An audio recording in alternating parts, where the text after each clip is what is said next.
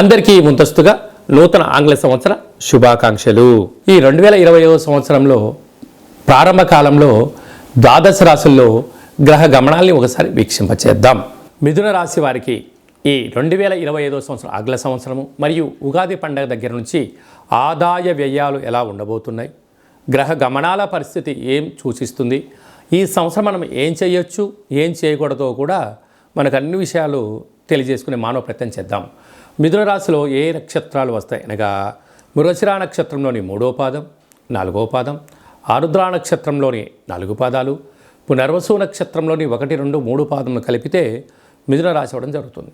చాలామందికి పుట్టినటువంటి కాల సమయంలో డేటా బర్తులు లేనటువంటి కారణం వలన మీ పేరు యొక్క మొదటి అక్షరాన్ని అనుసరిస్తూ ఆ రాశిని తెలుసుకునే ప్రయత్నం చేద్దాం.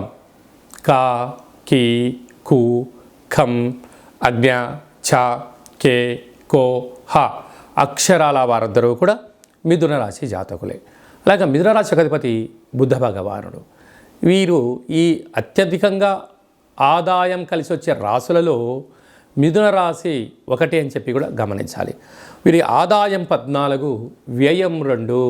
అంటే 14 రూపాయలు సంపాదిస్తే కేవలం 2 రూపాయలు మాత్రమే ఖర్చు అవుతున్నాయి.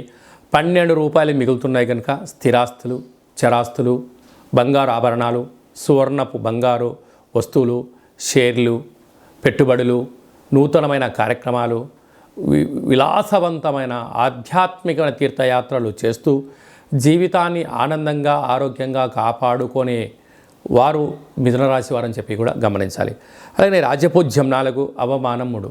ఆధ్యాత్మికంగా ధర్మబద్ధంగా విశేషంగా ఉండబడిన వారందరికీ కూడా ఈ సంవత్సరం చాలా మంచి కాలము అని చెప్పి గమనించాలి. అలాగా మన కందాయ ఫలితాన్ని పరిశీలించినట్లయితే పునర్వసు నక్షత్ర జాతకులకు ఆగస్టు నుండి డిసెంబర్ వరకు మధ్యసున్న కారణం వలన మనోవేదన, ఎవరిని నమ్మాలి ఎవరిని నమ్మకూడదు, ఏం చేయాలి ఏం చేయకూడదు అనేటువంటి సందిగ్ధత ఉండే పరిస్థితి ఉంటుంది. ఆధ్యాత్మికంగా ఉండే మానవ ప్రయత్నం చేయండి.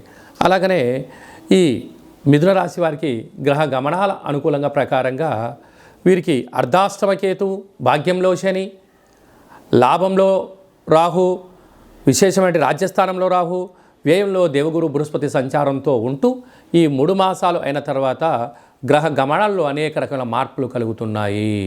ఎందుకనగా సస్యాధిపతి బుధుడు, నీరసాధిపతి బుధుడు, గజాధిపతి బుధుడు, దేశాధిపతి బుధుడు, గ్రామాధిపతి బుధుడు, పంచమ అధిపతి అయిన బుధుడు అవ్వడం వలన మిథున రాశి వారికి గ్రామ, రాష్ట్ర, దేశ, ప్రపంచ స్థాయిలో ఎక్కడికి వెళ్ళినా మీరు రారాజులుగా, వ్యాపారవేత్తలుగా, దిగ్గజాలుగా విజయకేతనం మిథున రాశి వారు సొంతమయ్యే పరిస్థితి అధికంగా ఉంటుంది.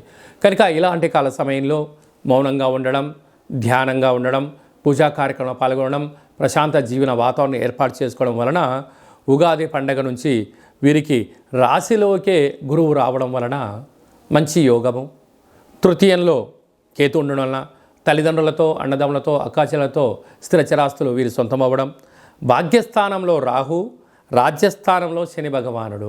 అంటే ఇన్ని రోజులు వ్యతిరేక భావంగా ఉండబడినటువంటి గ్రహాలు మళ్ళీ ఇంకొక మంచి స్థితికి రావడం వలన వీరికి చాలా మంచి కాలము అని చెప్పి గమనించాలి. వీరి బుద్ధికి, వీరి యొక్క సమయ స్ఫూర్తికి, వీరి యొక్క ప్రణాళిక వ్యవహారానికి అనేక రకాల అయిన వారందరికీ కూడా మిథున రాశి వారందరికీ పెట్టుబడులు ఆకర్షించడం, వ్యాపార అభివృద్ధి, ఉన్న చోటు నుంచి మరొక స్థిరచరాస్తులు సొంతమవ్వడం, అలాగే రియల్ ఎస్టేట్ రంగంలో కానీ, ఆధ్యాత్మిక రంగంలో కానీ, వస్త్ర వ్యాపారాలు కానీ, అలాగనే మిలిటరీ ఆర్మీలో పనిచేసేవారు, రాజకీయవేత్తలకు, ధురంధరులు కూడా చాలా ఈ సంవత్సరం యోగదాయకమైన రోజులు అని చెప్పి గమనించాలి. ఇంకనూ మనం విజయం సాధించగలగాలి అన్నట్లయితే ప్రతిరోజు పెసరట్టును ఆహారంగా తినడం కానీ, లేకపోతే దానం చేయడం కానీ యోగదాయకం. ఆవులకు పచ్చగడ్డినే దానం చేయండి. యోగదాయకమైన అదృష్టం మిథున రాశి వారి సొంతమయ్యే పరిస్థితి అధికంగా ఉంటుంది.